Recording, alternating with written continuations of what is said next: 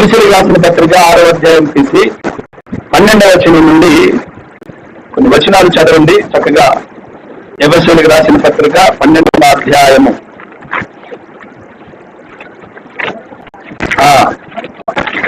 మనం పోరాడునది శరీరులతో కాదు గాని ప్రధానులతోనూ అధికారులతోనూ ప్రస్తుత అంధకార సంబంధులకు లోకనాథులతోనూ ఆకాశ మండలమందున్న దురాత్మల సమూహములతోనూ పోరాడుచున్నాము. అందుచేతను మీరు ఆపద్దినమందు వారిని ఎదిరించుటకును సమస్తమును నెరవేర్చిన వారై నిలబడుటకును శక్తిమంతులగునట్లు దేవుడిచ్చు సర్వాంగ కవచమును ధరించుకొనిడి. ఏలయనగా మీ నడుమునకు సత్యమును దట్టి కట్టుకుని నీతియను మైమరుపు తొడుగుకొని పాదములకు సమాధాన సువార్తవలైన సిద్ధ మనసును జోడు తొడుగుకొని నిలవబడుడి. ఇవన్నీ గాక విశ్వాసమును డాలు పట్టుకుని దానితో మీరు దుష్టుని అగ్ని బాణములన్నిటినీ ఆర్పుటకు శక్తిమంతులవుదురు. మరియు రక్షణయను శిరస్త్రానమును దేవుని వాక్యమును ఆత్మఖడ్గమును ధరించుకునుడి. చాలు చాలు చాలు చాలా ఉందనక చదివినిపించినందుకు. ఇక్కడ ఒక 6+4 మాటలు మీకు గుర్తు చేస్తాను. అంటే ఒక 10 మాటలు గుర్తు చేస్తాను. ఈ 10 మాటలు ఒక్కొక్క మాట గురించి ప్రత్యేకంగా వివరించాలంటే ఒక గంటన్నర పడుతుంది. కానీ నేను క్లుప్తీకరించి ఒక 45 నిమిషాల్లో నేను చెప్పడానికి ప్రయత్నం చేస్తాను. చాలా విలువైనటువంటి మాటలు. మా సమాజానికి మానవుడు ఎదుర్కొంటున్నటువంటి పరిస్థితులు, మానవుడు పోరాడుతున్నటువంటి పరిస్థితులు, మానవుడు తెలియకుండానే పోరాడుతూ అపజయం పొందుతూ డేలా పడిపోతూ ఒక్కొక్కసారి చనిపోతున్నటువంటి పరిస్థితులు ఎదుర్కొంటున్నారు మానవుడు. అయితే దేవుని మహాకృప అపోస్తలుడైన పౌలు గారి ద్వారా మనకు ఒక ఉన్నతమైనటువంటి బహుమతి. అంటే ఈ భూమి మీద మనం జయించుడు కొరకు పుట్టాం. గట్టిగా స్తోత్రం చెప్తామా? మనం జయించుడు కొరకే దేవుడు మనల్ని ఏర్పాటు చేసుకున్నాడు, ఓడిపోవటం కోసం కాదు. అది ఏ పనైనా సరే దేవుడు మనకు నిర్ణయించినటువంటి పనిలో దేవుడు మనకు ఏ పని అయితే నిర్ణయించాడో ముందు ఆత్మీయమైనటువంటి జీవితంలో జయించుడు కొరకు, ఆ తర్వాత పాపమును జయించుడు కొరకు, లోకాశను జయించుడు కొరకు, వీటిని జయించుడు కొరకే మనం పుట్టాం. ఆ పుట్టినటువంటి మనము ఒక జాగ్రత్తలు వినండి. పుట్టినటువంటి మనము ఆధ్యాత్మికమైనటువంటి విషయాలలో కూడా జయించుడు కొరకు దేవుడు మనల్ని ఏర్పాటు చేసుకున్నాడు. లోకంలో చాలా మంది ఉన్నారు. అందుకే మీకు చెప్పాను, మరొకసారి చెప్తున్నా. ఎఫెసీయులకు రాసిన పత్రిక మొదటి 3 అధ్యాయాలు ధ్యానాంశంగా చదవండి. మొదటి 3 అధ్యాయాలు చదివితే అందులో ఏర్పరచబడినటువంటి వాళ్ళు, అంటే మనము అసలు ఎందుకు ఏర్పరచబడ్డామో, ఎందుకు పిలువబడ్డామో, ఎందుకు మనం ఈ లోకంలో ఆయన పిల్లలంగా ఏర్పాటు చేసుకున్నాడో అనేది వివరణంగా ఉంటుంది. ఏర్పరచబడినటువంటి వాళ్ళు చాలా మంది లోకంలో ఉన్నారు. వాళ్ళు ఎందుకు ఏర్పరచాడు, ఎందుకు భూమి మీద ఏర్పాటు చేయబడ్డారో కూడా వివరణ ఉంటుంది చదివితే. కానీ దేవుని మహాకృప వారి ఏర్పాటులో కాక అన్య జనాంగములు, అంటే దేవుని ఏర్పాటులో లేనటువంటి వారిలో మనం ఉండక దేవుని ఏర్పాటులో ఉన్నటువంటి వారిలో మనం చేర్చబడ్డాం. అది దేవుని మహాకృప. ఆ ఏర్పాటును, ఆ కృపను పోగొట్టుకోకూడదు, గుర్తుపెట్టుకోండి. ఆ ఏర్పాటును, ఆ కృపను మన కంటి చూపు ద్వారా, మన ప్రవర్తన ద్వారా, మన ఆలోచన ద్వారా మనకు దేవుడిచ్చినటువంటి ఆ కృపను పోగొట్టుకోకుండా జాగ్రత్త పడాలని మరొకసారి హెచ్చరికిస్తున్నాను. అయితే మీకు ఒక మాట చెప్తా. ఇప్పుడు చదివినటువంటి భాగంలో 4 వ్యక్తుల గురించి నేను చెప్తానన్నాను కదా. మొత్తం 10 మాటలు మీకు గుర్తు చేస్తాను. 4 వ్యక్తుల గురించి. 4 వ్యక్తులు. మనము పోరాడున్నది రక్త మాంసముతో కాదు, అంటే శరీరంతో కాదు, కంటికి కనబడుతున్నటువంటి శరీర సంబంధమైనటువంటి వ్యక్తులతో కాదు. గుర్తుపెట్టుకోండి, కంటికి కనబడుతున్నటువంటి శరీర సంబంధమైనటువంటి వ్యక్తులతో కాదు, వారి వెనక ఉండి నడిపించున్నటువంటి వారితో పోరాడాలి క్రైస్తవుడు. ఎందుకు స్తోత్రం చెప్తాను. యేసు ప్రభు వారు అన్నాడు, ఒక దెబ్బ కొడితే రెండో దెబ్బ కొడు, రెండో చెంప కొడు చూపించమన్నాడు. ఆ దెబ్బ కొట్టించిన వాడెవడో అనేది మీకు తెలియాలి. మైక్ పెడతాను కనిపిస్తుంది. గట్టిగా స్తోత్రం చెప్తామా? నీ దగ్గరకు వచ్చి కొందరు కొరకు నీది ఇది ఏముంటే ఇచ్చేసేయాలంట, అంగీ కూడా ఇచ్చేసేయాలంట. నీ దగ్గర ఉన్న సమస్తమును లాగుకునేవాడు ఎవడో కూడా తెలియాలి.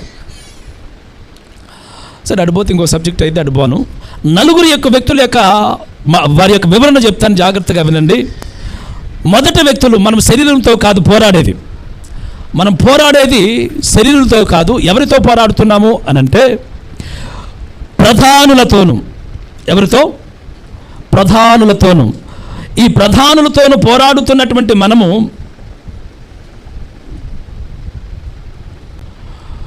ఎవరిల్లు అనంటే చూడండి, మనం అనుకుంటాం మనకు కనబడుతున్నటువంటి ప్రధానులు ఉన్నారు కదా, ప్రధానమంత్రో ముఖ్యమంత్రో లేకపోతే ఇంకొకళ్ళు ఉంటారు కదా, వాళ్ళు అనుకుంటాం మనం పోరాడున్నది వాళ్ళని నడిపిస్తున్నటువంటి, వాళ్ళని రూల్ చేస్తున్నటువంటి, దేశాలను రూల్ చేస్తున్నటువంటి ఒక సిస్టమాటిక్ ఉంది.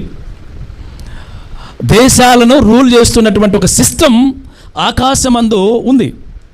వాళ్ళనే ప్రధానులు. వాళ్ళు ఎవరి జోలి పోరండి, వాళ్ళు నీలాంటి నాలాంటి జోలు రారు. వాళ్ళు ఎవరి జోలి వెళ్తారు? ఇప్పుడు చూడండి, ఇప్పుడు ఎవరైనా విమర్శించాలంటే స్థాయికి తగ్గట్టు విమర్శిస్తారు చూసారా, లేకపోతే సహవాసం చేయాలంటే స్థాయికి తగ్గట్టు సహవాసం చేస్తారు చూసావా.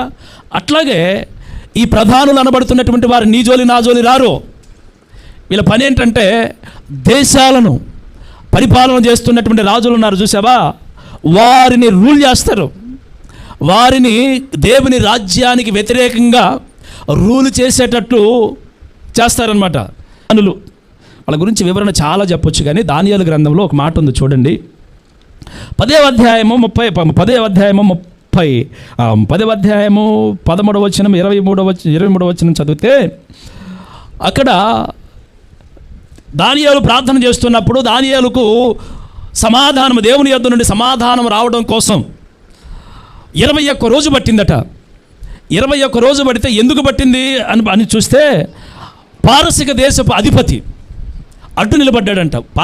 పర్షియా దేశపు అధిపతి అడ్డు, ఆకాశం నుండి వచ్చేటువంటి సమాధానాన్ని ఎట్లా అడ్డుకుంటాడండి? అడ్డుకోలేడు కదా. కానీ ఆకాశం నుండి ఈ ప్రధానులు అనబడుతున్నటువంటి వారు ఈ పారసిక దేశం యొక్క ఆ దేశం యొక్క రాజును లీడ్ చేస్తున్నటువంటి వాడు, రూల్ చేస్తున్నటువంటి వాడు అడ్డుకున్నాడని అర్థం. స్తోత్రం చెప్దామా గట్టిగా? ఇంకా ఇవి హై ప్రొఫెషనల్ ఉంటారు చూసావా, వాళ్ళని రూల్ చేస్తూ ఉండేటువంటి ప్రధానులు అన్నమాట వీళ్ళు.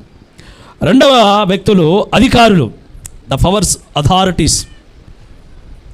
వీరేం చేస్తారు అనంటే లోకంలో ఉన్న సామాజిక, రాజకీయ, సాంస్కృతిక వ్యవస్థలను, చట్టాలను దేవునికి వ్యతిరేకంగా మార్చడానికి ప్రయత్నించేటువంటి అంధకారపు శక్తులు. వీరి పని రెండవ అధికారుల యొక్క పని. వీళ్ళు కూడా ఆకాశం మంది అంటే ఎవరు నిన్ను నన్ను టచ్ చేయరు. ఇప్పుడు ఇది ఒక చట్టం మార్చారు ఈ మధ్యకాలంలో, ఒక చట్టం. ఇది ఎవరు చేసే పని అనంటే అధికారులు, భూమి మీద ఉన్నటువంటి అధికారులను ప్రేరేపించి వారిని మాత్రమే సంధిస్తుంటారు, వారిని మాత్రమే రూల్ చేస్తుంటాడు. ఇక మూడో వ్యక్తి వచ్చేటప్పటికి ప్రస్తుత అంధకార సంబంధులైన లోకనాథులు. ఇది మూడో కేటగిరీ చెప్పాను కదా. ఫస్ట్ ప్రధానులు ఉంటారు, ఆ తర్వాత అధికారులు ఉంటారు. వాళ్ళ ప్రధానులు స్టేజ్ వేరు, వాళ్ళ దేశాధినేతల్ని రూల్ చేస్తుంటారు. అర్థమవుతుందా? అధికారులు ఉంటారు, వీరు సమాజం మీదకి, దేవుని రాజ్యంలోనికి, దేవుని రాజ్యానికి ఇబ్బందికరమైనటువంటి చట్టాలను చేయిస్తుంటాడు. వీడి అంధకార సంబంధమైన లోకనాథులు మూడో వ్యక్తులు. వీళ్ళు కూడా ఆకాశంలో, వీళ్ళు ఒక స్టేజ్, వీళ్ళు ఒక బ్యాచ్. వీళ్ళు ఏం చేస్తారు తెలుసా? ఇప్పుడు మనుషుల దగ్గరికి వస్తున్నాను చూడండి. వాళ్ళే అధికారుల దగ్గరికి వస్తే, అవతల వాళ్ళే మరి దేశాధినేతుల దగ్గరికి వస్తే, ఈ మూడవ బ్యాచ్ ఏం చేస్తారంటే మనుషుల యొక్క మనసుకు ఆధ్యాత్మికమైన గుడ్డితనాన్ని కలిగించి లోకాన్ని పాపము మరియు అబద్ధాల వైపు నడిపించేటువంటి శక్తులు వీరు. మూడో వ్యక్తులు ఎవరు? మనుషులకు మనసు ఉంటుంది కదా, గుడ్డితనం కలుగజేస్తాయి. సత్యం వైపు నడవనివ్వకుండా, దేవుని వైపు నడవనివ్వకుండా, సత్యము తెలుసుకోకుండా ఇవి ఏం చేస్తుంటాయి? మనుషులకు మనోనేత్రాలు మూసేస్తుంటాయి. యేసుప్రభు పత్రికలో ఉంది కదా, గుడ్డితనము కలుగు చేశాడని బైబిల్లో ఉంది. వీడెవడీడు ఈ మూడో బ్యాచ్. మొదటి కేటగిరీ రెండవ కేటగిరీ, మూడవ కేటగిరీ. ఇప్పుడు ఈ మూడవ కేటగిరీకి మనుషులను ఏం చేస్తున్నాడు? సత్యమును, అది ఎంత వాక్యమన్నా చెప్పు, కొంతమంది ఎంత వాక్యమన్నా చెప్పు, ఎన్ని మాటలన్నా చెప్పు, ఎన్నిసార్లు సువార్త అన్నా చెప్పు, వారికి వినరు. వాళ్ళు వినరు. వారికి ఎందుకని అని అంటే వెలుగులోకి వాళ్ళు రాలేకపోతున్నారు, చీకటిలోనే ఉండాలని ఇష్టపడుతున్నారు. వెలుగులోనికి వచ్చి వెలుగు సంబంధం జీవించడానికి ఇష్టపడలేదు. ఇది ఎందుకు కలుగుతుంది అంటే, ఈ మూడవాడు ఉన్నాడు, లోకనాథులు, అంధకార సంబంధమగు లోకనాథులు. వాడు ఏం చేస్తున్నాడు? అట్లాగే ఉంచుతున్నాడు. వాడు అంధకారం కాబట్టి వాడు కూడా అంతే ఉంచుతున్నాడు. 4వ వ్యక్తులు చెప్తున్నాను. 4వ వ్యక్తులు ఎవరు? ఆకాశ మండలమందు దురాత్మల సమూహాలు. వీళ్ళు ఏం చేస్తారు తెలుసా? ఈ చిల్లర దెయ్యాలు, కోతి దెయ్యాలు అంటారు చూసారా? అల్లరి చిల్లర దెయ్యాలన్నమాట. సమూహము. ఈ ఒక్కటిగా ఉండవు, గుర్తుపెట్టుకోండి. నేను మూడు విషయాలు చెప్పాను, 4వ విషయం చెప్తున్నా చూడండి. ఇవి ఒక్కటిగా ఉండవు, సమూహాలుగా ఉంటాయి. ఉండేం చేస్తాయి? అప్పటి వరకు భార్యాభర్తలు బ్రహ్మాండంగా ఉంటారు, ఆనందంగా ఉంటారు, సంతోషంగా ఉంటారు. ఇవి చెట్టు మీద కూర్చొని ఉంటాయి. ఒకటి ఉండదు, గుర్తుపెట్టుకోండి, ఒకటి ఉండదు, సమూహాలుగా ఉంటాయి. సమూహాలు గుండా ఏం చేస్తాయి? భార్యాభర్తలు అప్పటి వరకు బాగా సంతోషంగా ఉంటారు. ఉన్నటువంటి భార్యాభర్తలకు ఏం చేస్తాయి?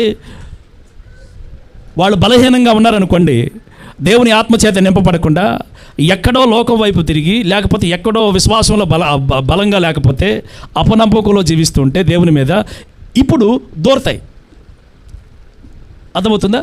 దూరేం చేస్తాయి? అప్పటికప్పుడే తగాదు పెట్టేస్తాయి. చిన్న మాట చాలు, అవతల వ్యక్తికి ఈ మాటని అపార్థం చేసుకునేటట్టు. ఇవి సమూహం మాట, 1, 2 గుర్తుపెట్టుకోండి. ఇప్పుడు భర్తలో దూరుతుంది ఒకటి, అవతల ఇంకొకటి దూరుతుంది భార్యలో. ఇప్పుడు భర్త అన్నమాట మంచి మాటే, అపార్థం చేసుకునేటట్లు దెయ్యం, అల్లరి చిల్లర దెయ్యం చేసింది. ఇప్పుడు వీళ్ళిద్దరు ఏం చేస్తారు? ఇక డిష్యూ పోట్లాట. అది ఎంత దూరం వచ్చింది? తగాదా పెట్టి తమాషాలు చూస్తుంటారు చూసావా? ఎవరు పెడతారు చూసి తగాదా పెట్టి తమాషాలు చూసే వాళ్ళు ఇల్లే. ఈ దెయ్యాలే. నేను శరీరం గురించి అవట్లా, గుర్తుపెట్టుకోండి. 4వ వర్గం వాళ్ళు సమూహాలుగా ఉండి అప్పటి వరకు అన్నదమ్ములు బాగుంటారండి, బ్రహ్మాండంగా ఉంటారు, అన్నదమ్ములు బాగుంటారు. అప్పటికప్పుడే ద్వేషం. ఎవరి ద్వారా మాట్లాడి, బయట వాళ్ళ నుంచి మాట్లాడి, భార్య ద్వారా మాట్లాడి, లేకపోతే తనకు తాను కలగని అప్పటి వరకు ప్రేమతో ఉన్నటువంటి అన్నదమ్ములు, తల్లిదండ్రులు, బిడ్డలు, ఇవన్నిటి మధ్య ఒక భయంకరమైనటువంటి తుఫాను లాంటి పరిస్థితులను కలుగు చేసేది ఎవడేంటి? వీళ్ళే. సేన బట్టినవాడు ఉన్నాడు కదా, నెమ్మదిగా ఉన్నవాడు, వాడు సేన బట్టంగానే రాళ్లతో కొట్టుకుంటున్నాడు, తలకేసి బాదుకుంటున్నాడు, వచ్చిన వారిని కొడుతున్నాడు, పళ్ళు కొరుకుతున్నాడు, పళ్ళు కొరుకుతున్నాడు. ఏమయ్యా అంటే ఈ అల్లరి చిల్లరి సమూహాలు వీళ్ళు ఒక్కలుగా ఉండరండి. ఎక్కడ కూడా చూడండి, వీళ్ళ గురించి బైబిల్లో చూస్తే ఒక్కడిగా ఉండడం. కుటుంబాల మధ్య స్విచ్ పెడుతుంటాడు, భార్య భర్తల మధ్య స్విచ్ పెడుతుంటాడు, బిడ్డలకి తల్లిదండ్రులకు స్విచ్ పెడుతుంటాడు, అన్నదమ్ముల మధ్య స్విచ్ పెడుతుంటాడు, ఇరుగు పొరుగు వారికి. చూడండి, ఎవడో ఒకటి ఎనిమి ఉండాలండి. వీడి పని ఏంటంటే ప్రశాంతంగా హాయిగా ఏ శత్రువు లేకుండా జీవిస్తున్నాడంటే వాడి మీద దండయాత్ర చేస్తే వీడు ఎంత ప్రశాంతంగా ఎట్ట జీవిస్తున్నాడు? వీడు జీవించడానికి వీల్లేదు. వాడికి కడుపులో నొప్పి. వాడేం చేస్తాడు? వెంటనే వీడి హృదయంలోనికి ఎవడో ఒక ఎనిమిది, ఒకవేళ వీడు ప్రశాంతంగా ఉంటే అవతలను పంపిస్తాడు, అవతలను బలహీనుడై ఉంటాడుగా, వాడిని పంపిస్తాడు.